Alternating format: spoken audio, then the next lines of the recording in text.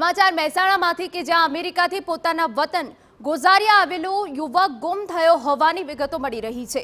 2 દિવસથી યુવક ગુમ થયાની પોલીસ સ્ટેશનમાં અરજી અપાઈ છે।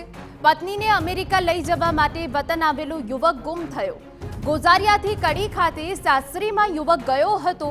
બાદમાં બોરીસાના ગામથી એક્ટિવા લઈને અમદાવાદ ગયાની માહિતી છે।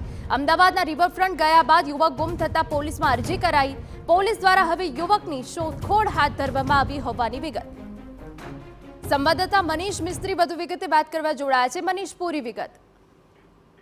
જી, અમેરિકાથી દીપકભાઈ ગોવિંદભાઈ જીવાભાઈ પટેલ નામનો જે એનઆરઆઈ યુવક છે તેની પત્નીને લેવા માટે એટલે કે અમેરિકા લઈ જવા માટે ભારત આવ્યો હતો। તેનું વતન ગોઝારિયા થાય છે અને ગોઝારિયાથી તેના સાસરી કડીના બોરીસાણા ગામે તે ગયો હતો, પરંતુ સાસરીમાંથી એક્ટિવા લઈને જ્યારે અમદાવાદ નીકળ્યો અને 2 દિવસ સુધી પરત ન ફર્યો ત્યારે પરિવારે કડી પોલીસ મથકે એક જાણવાજોગ અરજી કરી છે અને એના આધારે પોલીસે લોકેશનની તપાસ કરતા જ તેનું લાસ્ટ લોકેશન અને છેલ્લું લોકેશન અમદાવાદનું રિવરફ્રન્ટનું મળી આવ્યું હતું, પરંતુ હજુ સુધી કોઈ પણ પ્રકારની ભાળ મળી નથી। ન તો એક્ટિવાની ભાળ મળી છે કે ન તો આ યુવકની ભાળ મળી છે। હવે સવાલ એ થાય છે કે પોતાની પત્નીને લેવા અમેરિકાથી ભારત આ યુવક આવે છે તો એવું તે શું બન્યું કે આ યુવક ઘરેથી નીકળી ગયા બાદ, સાસરીથી નીકળી ગયા બાદ અચાનક ગુમ થઈ ગયો અને ગુમ થયો તો ક્યાં ગયો છે?